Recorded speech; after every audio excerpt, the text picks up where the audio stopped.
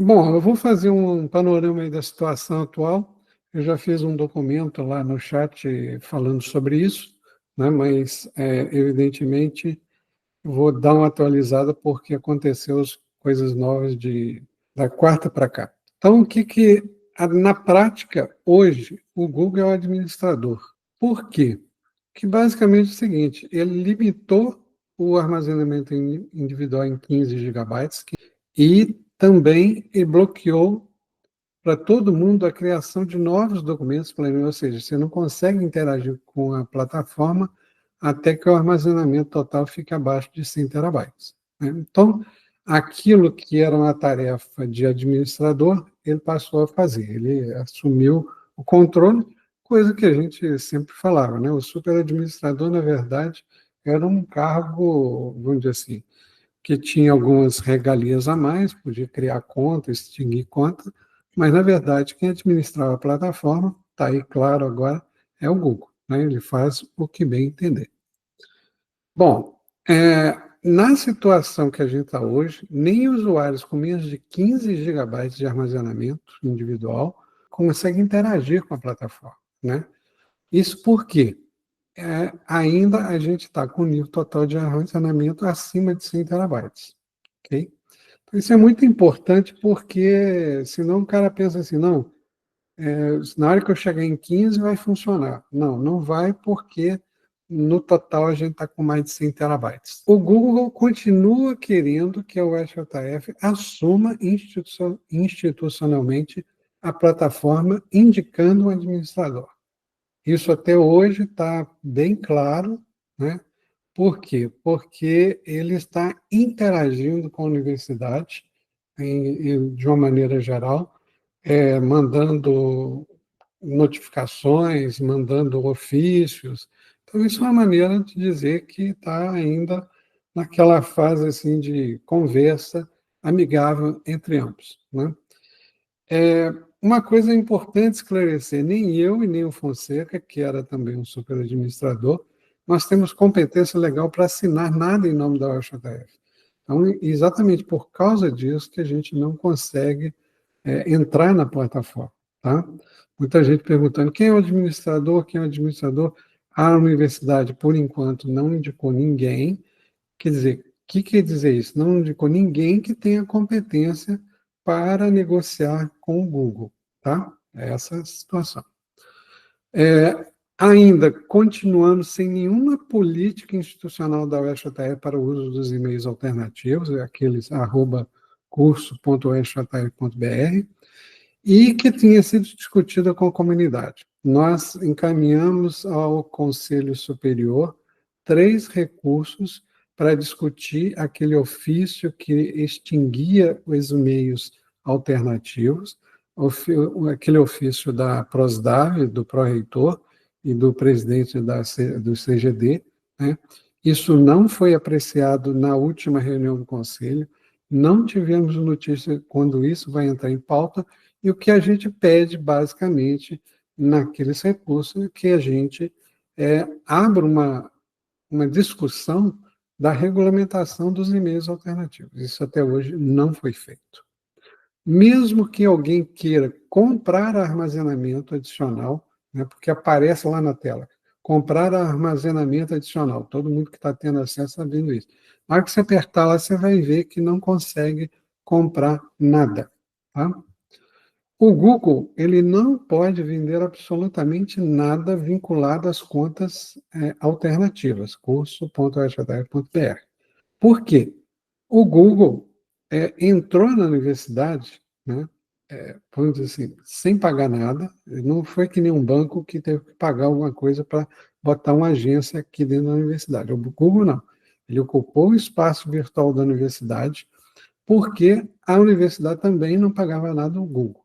Né? Então, essa era a situação que a gente tinha em 2007 e nos anos seguintes. Uma coisa assim que deixa muito intrigado é porque o EJF paga um serviço para o Google, né?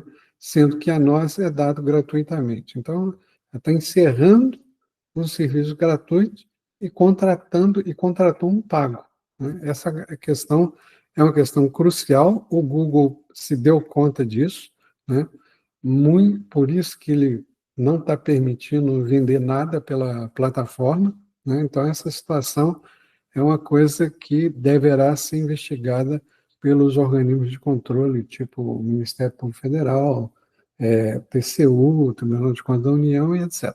Ontem, 19 de dezembro, o Google endereçou para os usuários que fizeram denúncias contra ele no PROCON e também para o STF um comunicado com o seguinte teor: o Google informa que, de boa fé e por liberalidade da empresa, o domínio do Google Workspace for Education, gerido pela Faculdade de Engenharia, foi reativado e permanecerá assim até que 18 de janeiro de 2025. Em resumo, o que a gente tem de concreto?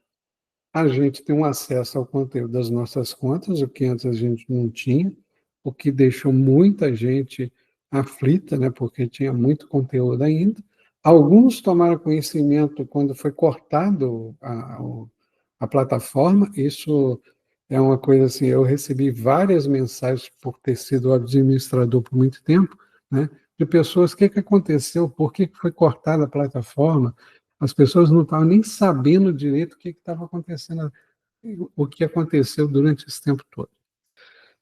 O que a gente pode fazer hoje, de concreto? Podemos transferir o conteúdo que está lá nas nossas contas, né, para uma outra conta ou baixar isso para um HD externo ou para outro serviço de armazenamento em nuvem, embora isso seja uma tarefa trabalhosa, que exige persistência, paciência e tempo, né? Muita gente tem encontrado dificuldade de fazer essa transferência, né, porque isso leva tempo, né, para você transferir o seu conteúdo, principalmente aqueles que têm conteúdos aí de gigabyte, de terabyte na nuvem, né? E, em 18 de janeiro, diz que vai novamente tirar o acesso às nossas contas, né? Então, de concreto, a gente tem isso. Eu acho que a gente pode mostrar do item 4 para baixo, principalmente. E aí, no item 4, ele, diferente do que diz a nota da UFJF, ele diz que a rescisão aconteceu pela Faculdade de Engenharia. Nesse ponto daqui, me causa preocupação, porque essa rescisão não aconteceu pela Faculdade de Engenharia, de acordo com a nota da UFJF, né? Você fala isso aqui, né, Adriana? Esse item 4 aqui, né? Isso, ele diz, essa rescisão, a rescisão que desligou, né, ali em novembro, em 27 de novembro, ocorreu quando os serviços do Google Workspace for Education, geridos exclusivamente pela Faculdade de Engenharia. A UFJF é que ele entra em outro ponto importante. A UFJF, por outro lado, possui o Google Workspace for Education, que é o contrato da RNP, conhecido ali, e por este reconhecimento como seu serviço oficial. Só que ele esquece aqui de mencionar que no documento de 2019, a UFJF reconhece o e-mail da engenharia como oficial. E o Google for Education, gerido pela UFJF, segue operando normalmente. Na verdade, esse contrato aqui que ele diz é um outro contrato que nada tem a ver com o nosso. Isso, correto. Perfeito? Perfeito. Aí o item 5. Importante ressaltar que desde 2001 e de forma enfática ao longo do segundo semestre de 2024, a UFJF expediu diversos ofícios. Ofícios esses irregulares e que, inclusive, um professor mandou um ofício que nunca foi respondido, alegando sobre a legalidade desses ofícios, que deveria ter uma reunião com o cônsul, que deveria ser comunicada à comunidade toda, que não era daquela forma que poderia um ofício de 23 desmerecer ou tirar o mérito ali dos e-mails geridos desde 2007, certo? E, por fim, ali, né, o item 6. Sem prejuízo, o Google desde já informa que de boa fé, que é aquele ponto que o senhor colocou, liberou todas as funções. Mentira. Eu, por exemplo, ali tenho várias funções que eu usava dentro do Google G Suite que não estão funcionando. Uma delas, um grande exemplo ali, é o Google Classroom, porque eu fiz mestrado e doutorado em outras instituições e acabei usando o e-mail da engenharia e eu não consigo até hoje acessar nada. Está muito claro, né, que a intenção do Google, não sei se você concorda, basicamente é o seguinte: olha, agora nós estamos sendo bonzinhos, estamos dando acesso para vocês baixarem o conteúdo, né? mas a gente vai fechar de novo. Entendeu? Então, mas acho que aqui entra até numa discussão ali que talvez não seja o caso, mas existem liminares ali de 120 dias. Sim, Então, sim, os 30 dias dele aqui não me diz nada. sim, claro. Tem Aí eu acho que o tem Valdemir ali uma, com o contexto jurídico pode ser mais claro. eu acho que isso aí vai ser objeto do o Valdemir comentar, né? E acho que vão deixar para ele. Mas, ô, Adriana, acho que foi muito bom você compartilhar esse documento. A gente tinha visto parte desse Parte documento, né? dele, perfeito. E então agora está totalmente, eu vou colocar lá no chat, tá? Para que Perfeito. todo mundo veja. Tá? Você quer comentar mais alguma outra coisa? Além disso, né, acho que vale aqui enfatizar que a gente tem outras ações ali, além da esfera judicial, né, paga. A gente tem, por exemplo, o Ministério Público, o TCU, e essas reclamações que já foram realizadas e são abertas ali são administrativas, qualquer um pode realizar. Essas ações ali, elas não têm retorno, né? É uma denúncia que foi realizada, que já está feita, que já está em andamento, que já está sendo investigada. Eu acho que vale a pena enfatizar isso e todo mundo pode fazer, né?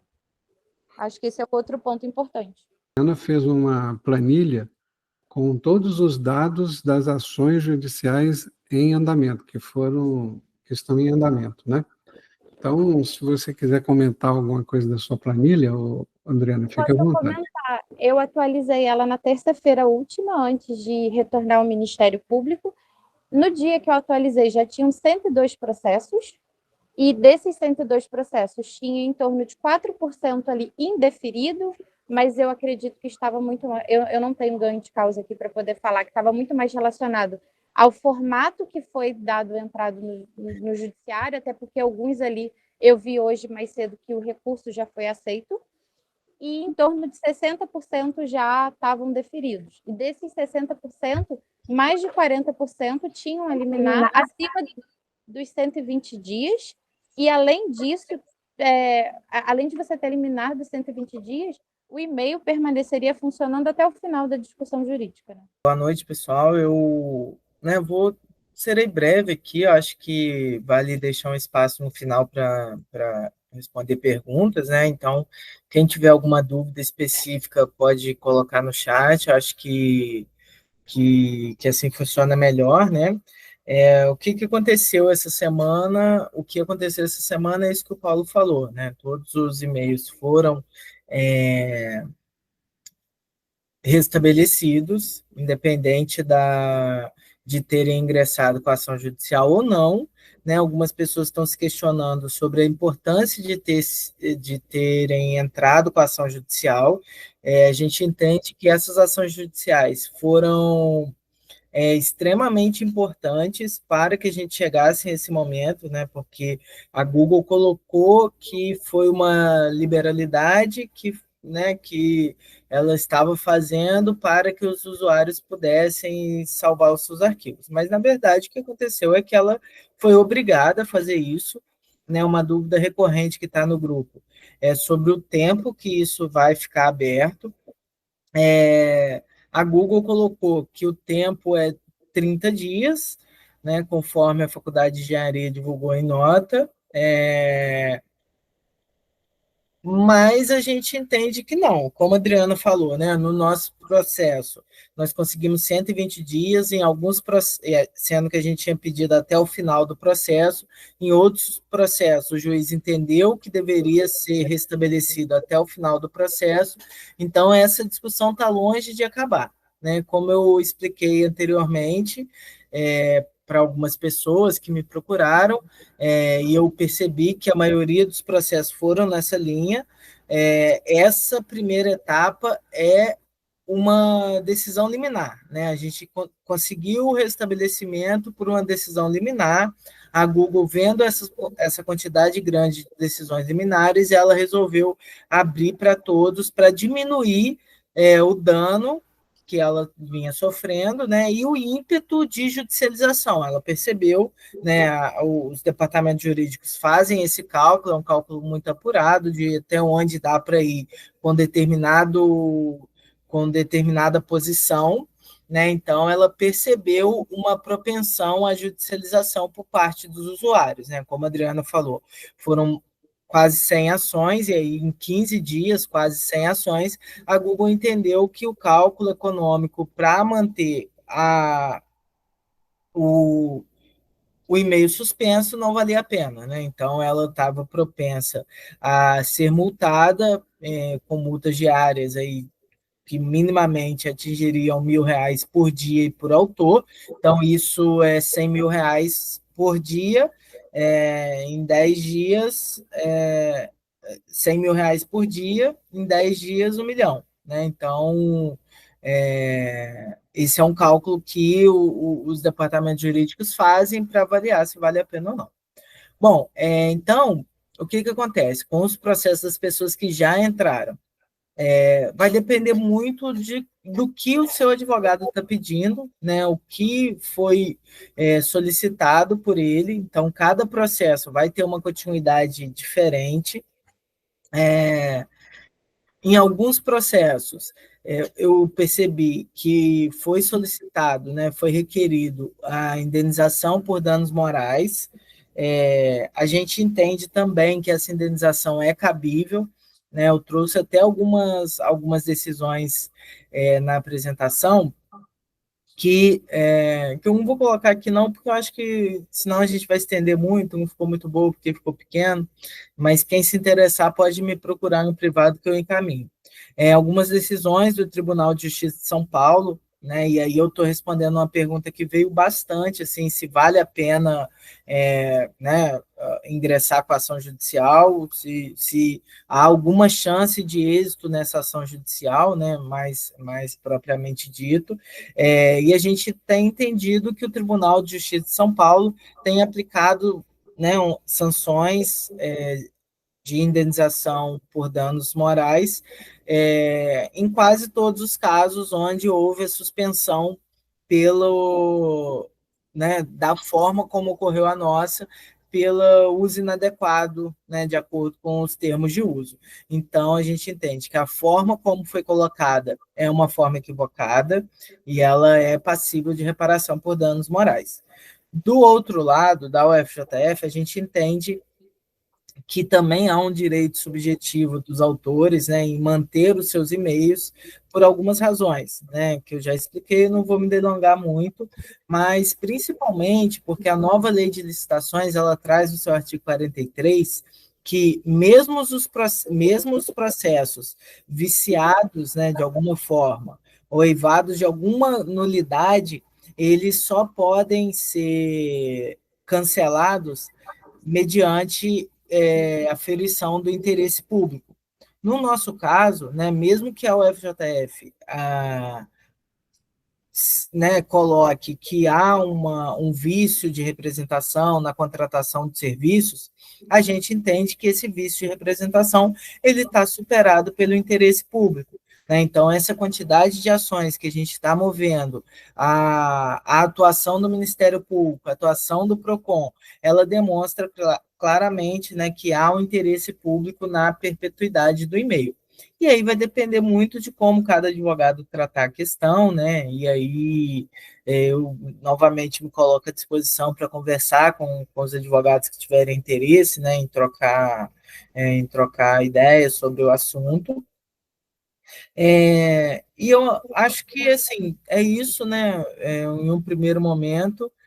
Eu não quero me estender aqui muito, né? Hoje é sexta-feira, pré-recesso, acho que eu vou deixar um tempinho aí para abrir para perguntas, né? E, Paulo, se você tiver alguma questão que você acha que vale a pena tratar, eu estou à disposição para responder também, tá bom? Obrigado, Valdemir. Vamos fazer o seguinte: eu vou passar para a próxima etapa, né? Onde eu vou fazer algumas recomendações, dada essa situação que nós estamos vivendo, certo? Beleza. E, basicamente, aí você e a Adriana, se quiserem interromper para também contribuir, né, com essas recomendações, seria muito bom, tá? Então, vamos lá. Primeiramente, né, a gente tem que esclarecer que mesmo que o armazenamento total em nossas contas fique abaixo dos 100 terabytes, o Google diz que vai cortar novamente o nosso acesso à plataforma, a partir do dia 18 de janeiro de 2025, certo? Então, essa condição que o Google coloca, que tem que ficar abaixo dos 100 terabytes, na verdade, vamos dizer assim, é uma condição geral, mas ele está dizendo claramente que vai suspender o acesso à plataforma a partir de 18 de janeiro de 2025, que são os 30 dias depois do dia 19 de dezembro, que quando foi divulgado, né? Aquela notícia que a gente acabou de mostrar aí naquela resposta que o Google deu ao Procon, aos usuários que entraram no Procon contra ele. Tá? Então, mas ainda assim, recomendamos fortemente que todos vocês, indistintamente, né, todos os usuários e usuárias, reduzam seu nível de armazenamento para no máximo 100 gigabytes. Por que isso? Porque é isso que está na nossa proposta conciliatória ao Google, lá no processo do PROCON de Juiz de Fora, onde o PROCON nos deu a cautelar que suspendeu o fim do armazenamento ilimitado, né? E que também resultou naquela decisão final que nos é favorável, ainda que isso depende de decisões judiciais que possivelmente virão em breve, né? E quando vierem essas decisões judiciais, o que vai acontecer?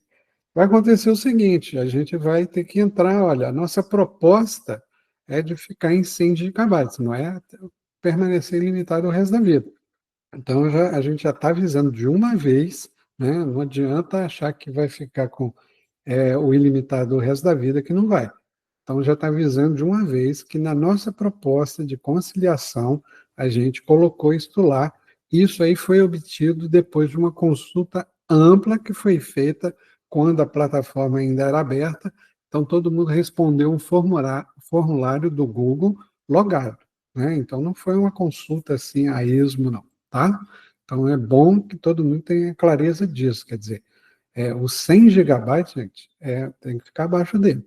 Tá? Não adianta tentar ficar acima, não, que não vai dar certo. Tá? Porque nós mesmos propusemos isso ao Google. Né? Isso está lá no processo do PROCON. Não confie que vai ter acesso pleno à plataforma, né? Porque mesmo que seu nível individual de armazenamento seja inferior a 15 gigabytes, e o total de todas as coisas seja inferior a 100 terabytes, tá?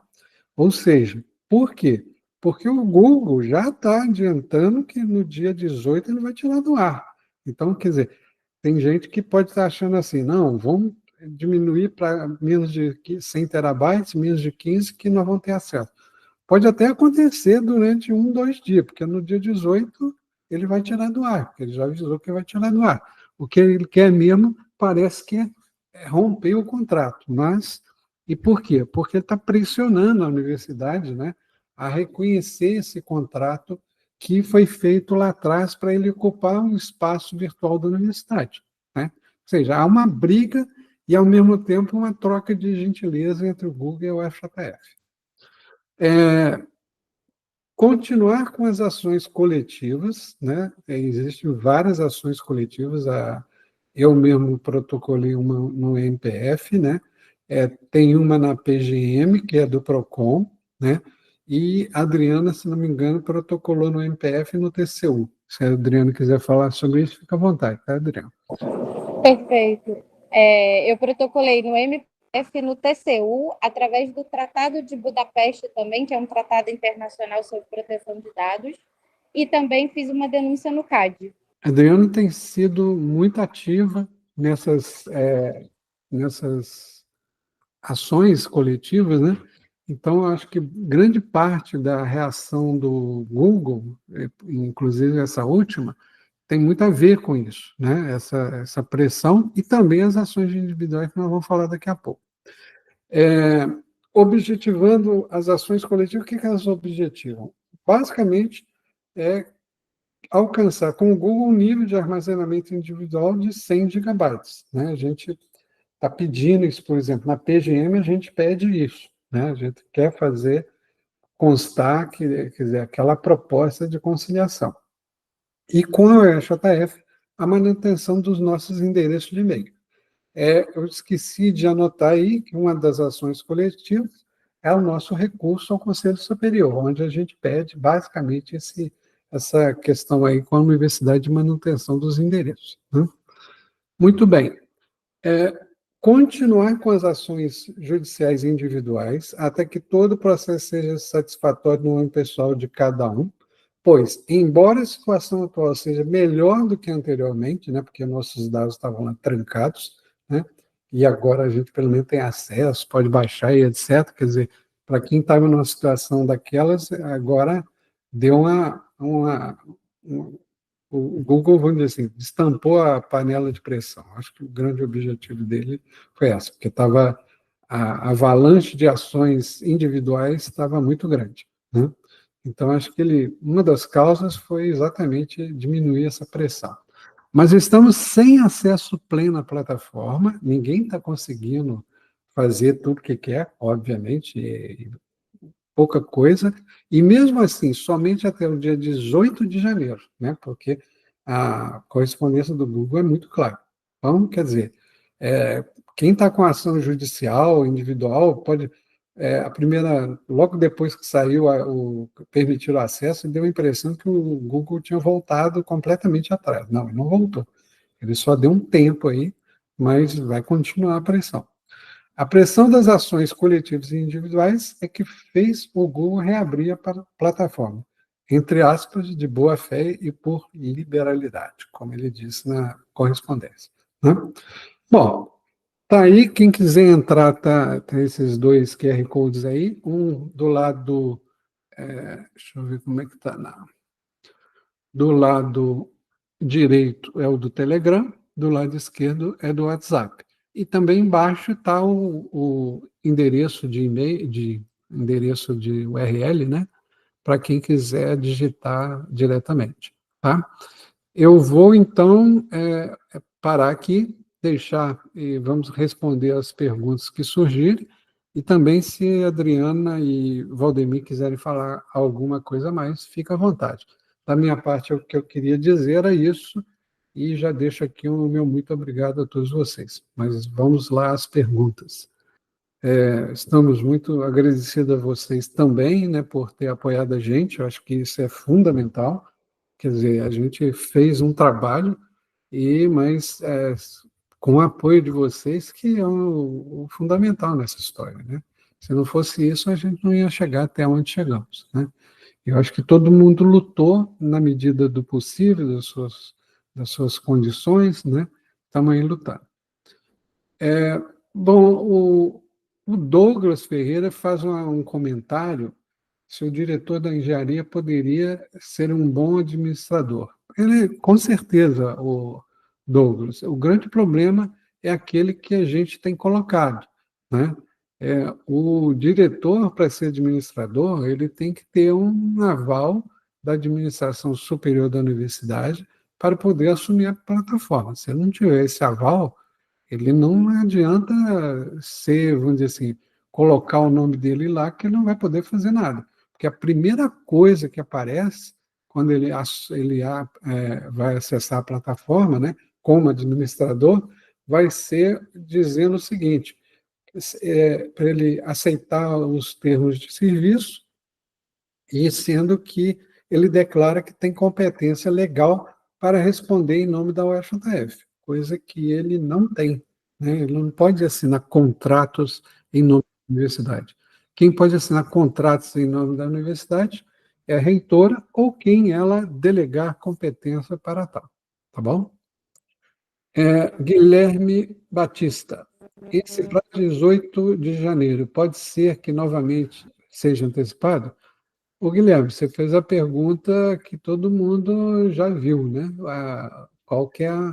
Como é que o Google trabalha, certo? Quer dizer, 18 de janeiro, mas se alguma coisa acontecer de imprevisto para ele, chega no dia 15, no dia 14 de janeiro, tira do ar, né?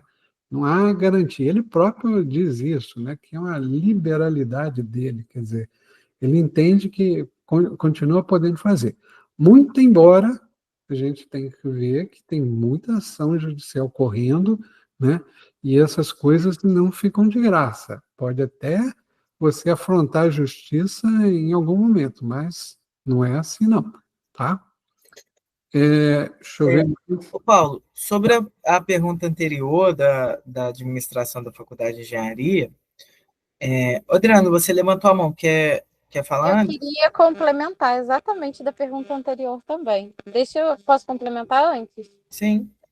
Curiosamente, a faculdade de engenharia não pode assinar os termos e se adaptar porque a gente precisa de um aval da reitoria ou de pró-reitor de planejamento, etc. Quem assinou do ICE? É a grande pergunta que eu faço, porque existem dois outros domínios dentro da faculdade, o @ICE e o @ICH. E esses domínios foram assinados e foram adaptados, certo? Porque consta, inclusive, em ata, daquelas atas que eu levantei do ICE. O que eu queria colocar é que, inclusive, houve uma manifestação formal do professor Henrique Braga, colocando à disposição a Faculdade de Engenharia para administrar os domínios, né, em razão da, da importância que esses domínios têm para a Faculdade de Engenharia. Né? Há um processo no SEI que o professor Henrique Braga oficia a reitoria para que, né, considerem que a administração, né, a possibilidade de administração ficar com a Faculdade de Engenharia, e isso não foi, né, não foi aceito, e o caminho foi o que o pró-reitor sempre coloca, né, de que há a universidade não tem ingerência sobre isso e não deve ter, né, em razão do vício formal de representação, e que a política institucional de e-mails não comporta esses e-mails, então eles devem ter a porta DNS fechada. Mas houve uma tentativa da Faculdade de Engenharia de administrar, né, e de seguir com os e-mails. Tem uma pergunta perguntando sobre os processos que foram remetidos ao Conselho Superior, né, os recursos. O Valdemir, explica um pouco mais em detalhes, né, a questão regimental, o que ocorreu e por que está dessa maneira, porque eu acho que isso seria interessante para o pessoal ouvir. Obrigado. Beleza. Então, qual foi o caminho dos processos administrativos? Em setembro, logo após o ofício publicado, né, encaminhado aos diretores, nós tomamos conhecimento disso por meio do professor e do professor Henrique Braga, e na decisão falava do fechamento das portas DNS. E nós entramos, então, com recurso administrativo em setembro, acho que 5 de setembro. 5 de setembro. Então, 5 dias depois da decisão, né, prontamente entramos. E foi uma decisão do Comitê de Governança Digital. O que diz o Estatuto e o Regimento da UFJF? Que o órgão revisor, né, o órgão superior dos órgãos colegiados, como é o Comitê de Governança Digital, é o Conselho Superior. E, né, nós protocolamos o processo administrativo e a lei dos recursos administrativos, que a UFJF é submetida, ela estabelece que um recurso administrativo ele deve ser apreciado pela autoridade, né, competente que emanou o ato que está sendo ali impugnado, a decisão que está sendo atacada, e se ele não reconsiderar em 5 dias, ele deve remeter ao órgão superior. O que a universidade fez foi não acatar, por pelo próprio pró-reitor que emitiu a ordem, então não foi um recurso, né? Ele entendeu, apesar de a gente ter protocolado como recurso e de ser um recurso administrativo, ele, ele tratou como um mero ofício, com um mero questionamento, e ele próprio denegou o nosso pedido de recurso. Inconformados com esse tratamento é inclusive ilegal, né? A gente protocolou um novo recurso. E aí, por meio de algum entendimento, que ao nosso ver também é equivocado, o presidente do Comitê de Governança Digital encaminhou o processo à reitora. Né? Olha que absurdo que foi feito formalmente.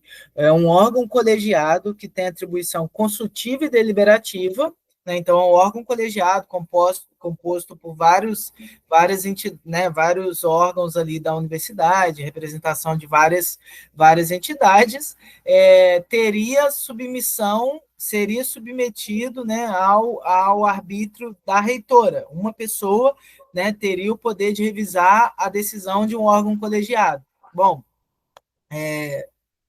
novamente entendemos que não era esse o procedimento e protocolamos um novo recurso administrativo.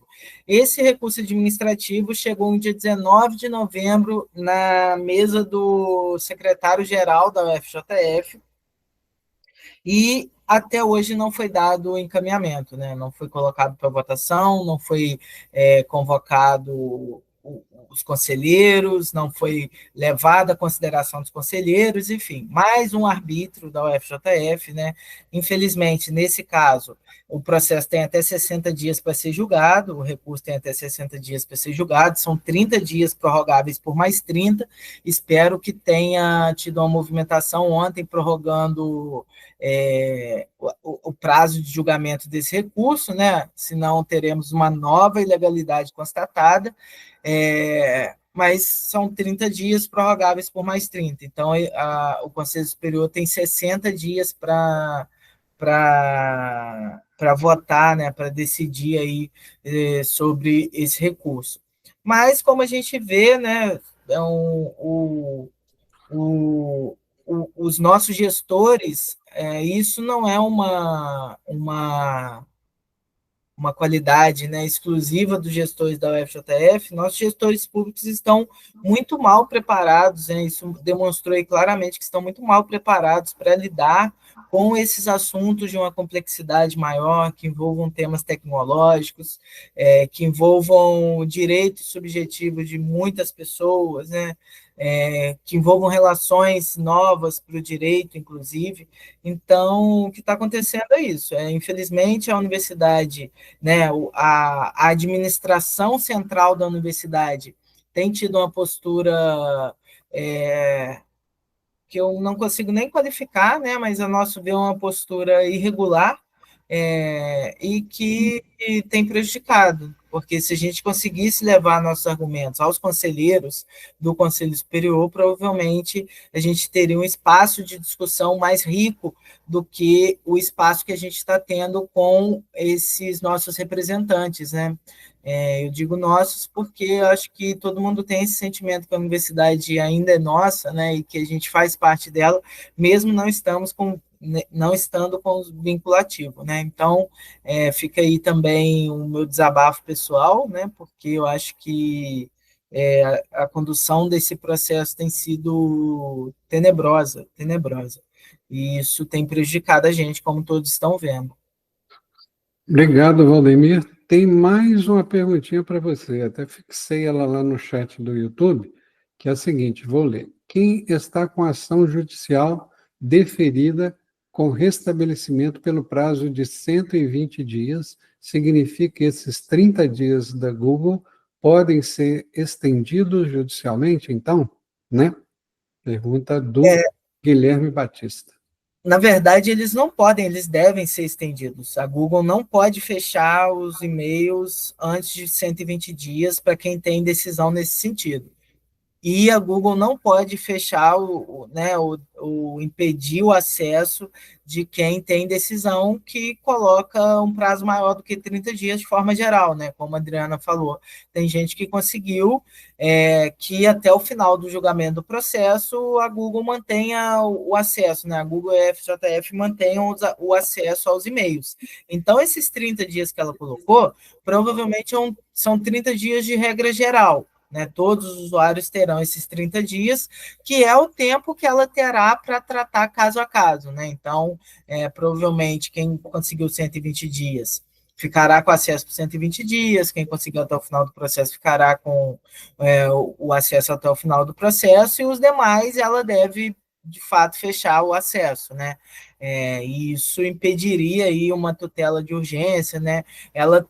O que ela fez foi o que eu falei antes, ela está mitigando os danos e o ímpeto de judicialização que ela percebeu que aconteceu, né? Então, quem não tem uma decisão provavelmente ficará com e-mail 30 dias, né, com acesso 30 dias, mas quem tem uma decisão que tem um prazo maior do que esse, ficará com prazo, né, sob pena de descumprimento judicial.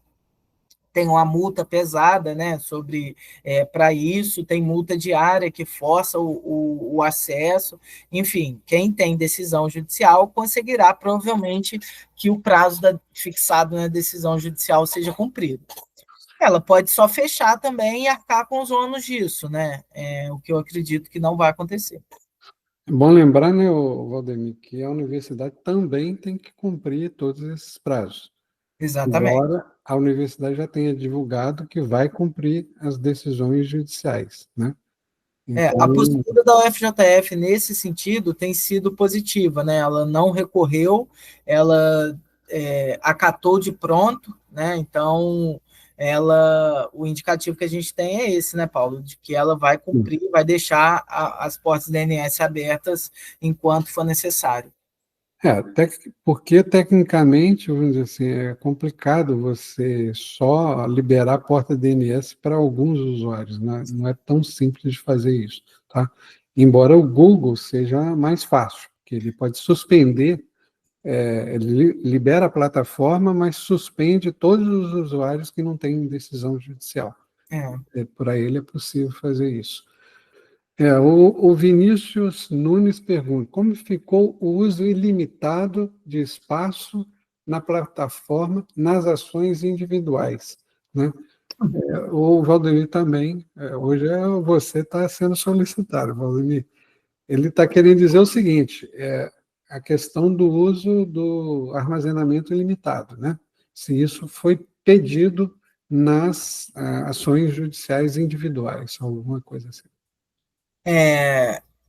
Então, o que foi pedido foi o restabelecimento pleno do acesso, né? A gente entende que houve um descumprimento do restabelecimento pleno do acesso, porque a gente tem um restabelecimento limitado. Eu não posso falar pelos outros advogados, eu posso falar só por mim, né? Nos processos que eu estou coordenando, a gente tem adotado cautela, porque acho que ingressar com qualquer tipo de medida nesse momento é temerário, né? Então, acho que a gente deve deixar os usuários fazerem o backup, utilizarem, a gente tem tempo para informar isso ao juízo, né, e tomar medidas nesse sentido, mas a gente entende que ele deveria estar concedendo acesso pleno. O que foi feito foi um acesso limitado. E isso também é mais um agravante para a eventual indenização, né? Isso acho que agrava eventual indenização, que ao meu ver, é bem possível, né? E tem acontecido aí em casos semelhantes, porque ele restabeleceu, mas não restabeleceu plenamente. Né? Ele restabeleceu com limitações, impôs uma limitação que vai contra a decisão judicial, a decisão administrativa do PROCON, que proibia, né, sancionava ele por uma prática abusiva, então ele ratificou essa prática abusiva ao limitar o armazenamento, né? Então, isso eu acho que, primeiro, que amplifica o dano, né? E segundo, que, ao meu ver, ele não cumpriu a decisão judicial plenamente, né? Ele não restabeleceu o acesso. Nós estamos apurando, né? Eu até entrei em contato com algumas pessoas que tiveram problemas com a plataforma para pedir registrar, né? Então é importante que vocês registrem o serviço que vocês não estão conseguindo usar, o armazenamento limitado, porque eu acho que isso tudo demonstra que a Google não está sendo boazinha, né? Ela está forçando a gente a comprar armazenamento em alguma conta privada, que ela só dá a opção da gente transferir a conta para outra conta Google, né? Então,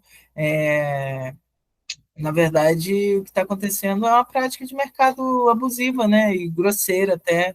A Adriana já acionou o CAD nesse sentido, espero que eles percebam, né, essa movimentação da Google, e eu acho que é isso. Se esses recursos administrativos não forem apreciados tempestivamente, com ilegalidade talvez, seria passível de abertura de um PAD em relação aos servidores envolvidos? PAD, para quem não sabe, é processo administrativo disciplinar, é um processo interno da universidade contra decisões de servidores, atuações de servidores que não estejam condizentes com o serviço público, né? Não sei se o Valdemir, você quer comentar isso, Valdemir? Não, acho que sim, acho que é passível, né? A gente hoje teve né? A gente está vendo que há pelo menos uma má vontade, né? Então é passível. Agora precisa de provocação, né? O PAD ele não vai ser instaurado por ninguém da UFJF. Acho que precisa de uma provocação, mas a gente está ainda em tramitação com um mandado de segurança que ele pode vir a ter desdobramentos nesse sentido, né? Se o Ministério Público entender que ali houve uma atuação temerária do gestor público, ele pode iniciar uma investigação, né? E essa é uma das nossas estratégias de atuação nesse sentido. A gente está esperando agora a resposta dos impetrados, a gente já teve a resposta da reitora, a gente está esperando a resposta do pró-reitor, e vamos acompanhar o desdobramento, né? Mas sim, é possível, né? Se alguém, inclusive, tiver essa iniciativa, acho que é uma boa iniciativa. Pode-se abrir um PAD pelos documentos em sigilo? Que não deveriam estar em sigilo, não sei. Sim. É possível? Sim. Tá bom, essa era a minha... Mas o ideal é que seja pela situação como um todo, né, André? Sim, não, é porque aquilo ali pode ser um motivo provocador, entendeu? Inicial. Eu acho que isso é uma evidência, né? É uma evidência de uma ação temerária pelo gestor público. Tá bom, perfeito. Muito bem, eu acho que agora a gente está chegando ao fim, né? E então eu quero agradecer aí a participação de vocês, né? E eu vou compartilhar aqui o nosso QR Code aqui dos grupos de WhatsApp, né? E obrigado, Adriana, obrigado, Valdemir, obrigado a todos vocês que estiveram aqui ouvindo. A gente está gravando, está lá no YouTube, né? E então, quem não assistiu, poderá assistir depois, tá bom? Palavras finais para Valdemir e Adriana, e até a próxima live. Agradecer, né, quem esteve com a gente aqui hoje, quem vai assistir aí pelo YouTube, quem está acompanhando no grupo. Queria fazer também um agradecimento nominal ao Carlos, né, que tem dado um suporte técnico muito importante para a gente. Acho que, né, esse suporte é muito importante, todas as frentes são importantes, né, e agradecer aí, sem citar nomes, a todos que estão, né, questionando, se importando, buscando, trabalhando junto com a gente aí, e especialmente aos meus clientes, né, que confiaram aí o trabalho, né, o trabalho a mim, né, e que tem dado certo, né, deu certo, e ao que tudo indica, continuará dando certo, e me colocar à disposição, né, para quem tiver interesse de alguma forma em se inteirar mais sobre o assunto, em discutir, em conversar, em trazer argumentos. Acho que, como vocês viram, né, é uma construção coletiva, acho que existem muitas frentes que a gente consegue explorar, e quem tiver interesse, eu estou sempre lá no grupo, pode me mandar mensagem. Muito obrigado. Então, Adriana, você quer falar alguma? Agradecer também e pedir desculpas que hoje eu ainda estou em trânsito, então peço desculpas aqui pela participação. Só para lembrar, a Adriana mora em São Paulo. Então, São Paulo não é igual Juiz de Fora, que a gente consegue chegar em meia hora, não. Então, obrigado, Adriana. Obrigado, Obrigada. Valdemir. Obrigado a todos e até a próxima, tá bom? Pessoal, tchau, Tchau, tchau. tchau.